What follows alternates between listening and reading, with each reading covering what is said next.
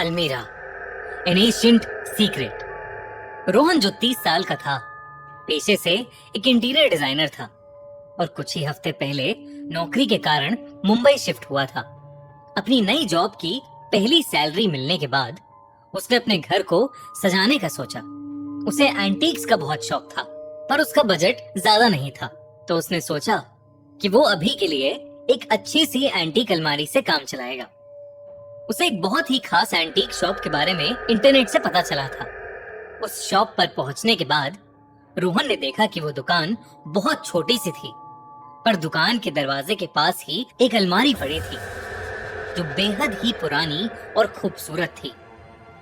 उसके 2 बड़े बड़े दरवाजे थे और वो 3-4 अलग अलग लकड़ियों से बनी हुई थी। जब उसने दुकानदार से बात की तो दुकानदार ने उसे कहा कि ये अलमारी बेचने के लिए नहीं है, पर रोहन ने बहुत जिद की तो वो दुकानदार मान गया और उसने आधे पैसों में वो अलमारी बेच दी।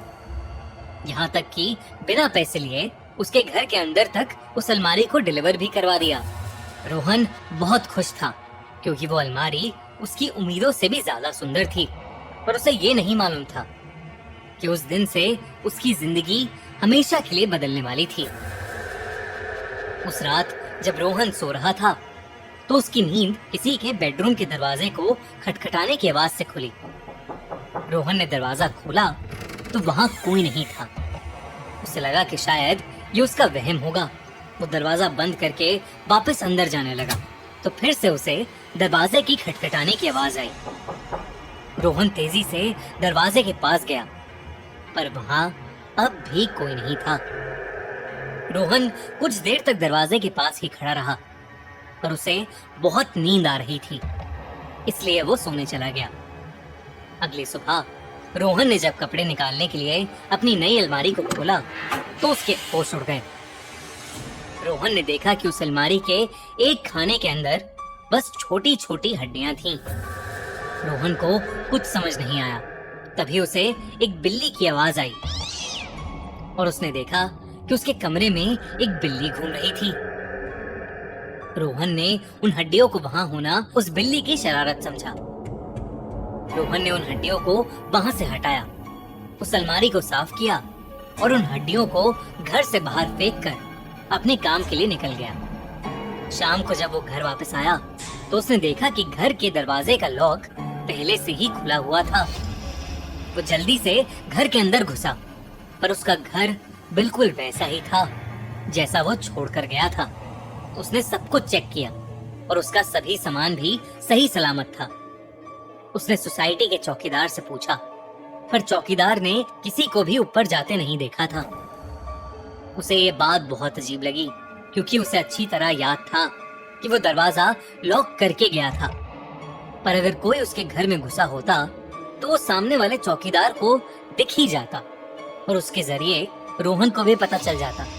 रोहन को फिर लगा कि शायद उसी की गलती से दरवाजा खुला रह गया होगा।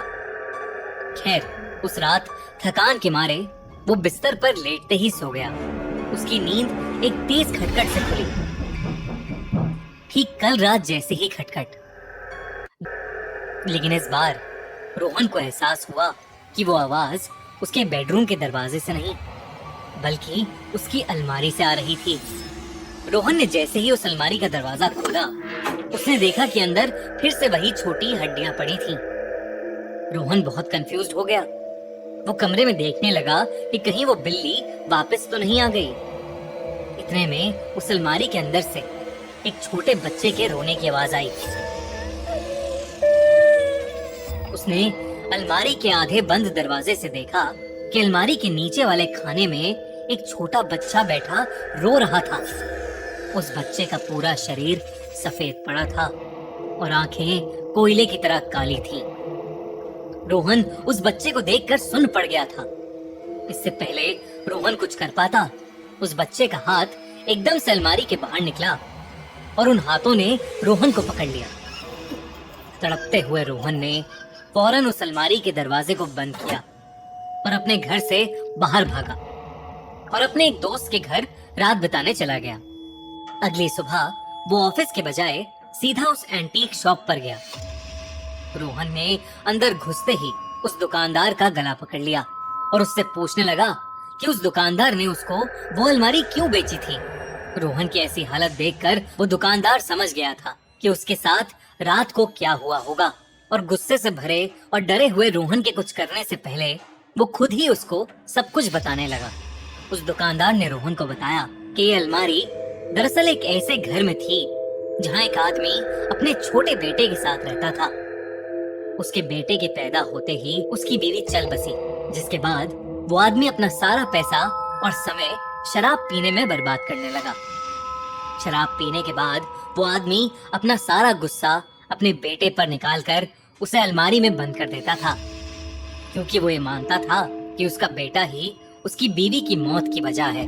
फिर एक दिन ज्यादा शराब पीने के कारण वो अपने बेटे को अलमारी में बंद करके रात भर के लिए भूल गया, और अगली सुबह उसने अलमारी का दरवाजा खोला तो उसने देखा कि उसके बेटे की दम घुटने के कारण मौत हो गई थी। कुछ दिन बाद उस आदमी की भी लाश उसी घर से मिली। पुलिस ने उसकी मौत को सुसाइड कहकर केस क्लोज कर दिया और सरकारी ऑक्शन में घर का सारा सामान नीलाम कर दिया। उस एंटीक शॉप के दुकानदार ने वो अलमारी उसी ऑक्शन से नीलामी में खरीदी थी, जिसके बाद उसकी जिंदगी नर्क बन गई थी। उसने बताया कि वो अलमारी उस छोटे लड़के के भूत से शापित है।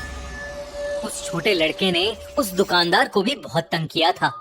उसने वो अलमारी तोड़ने की कोशिश भी की, लेकिन उसके बाद भी उस अलमारी पर कोई असर नहीं हुआ। दुकानदार ने कहा कि वो उस अलमारी को रोहन को बेचना नहीं चाहता था, और इसलिए उस दिन उसने रोहन को मना भी किया। पर जब रोहन ने उस अलमारी को खरीदने की जिद की तो उसने वो अलमारी रोहन को बेच दी।